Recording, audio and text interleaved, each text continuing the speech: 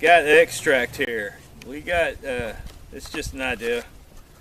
If you got growing around, if you got wild strawberries, whatever, we've been seeing more and more dewberries out here, raspberries, growing wild. So, putting out some raspberry extract. You don't want to go too strong with it. You want to kind of dilute it down because this stuff is a real strong smell. It's going to go off. You have to move the button to get it to go in.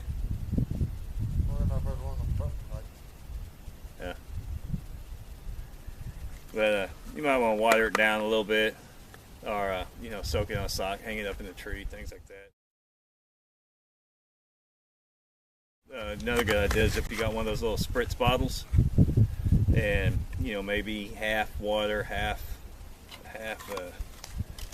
extract, and then you can just spritz your clots or your little foam dealies with it. But that's not a bad idea. Using extract, if you got wild strawberries, get some of that. Get what they smell, what they know, because if it's growing around you, they're eating it.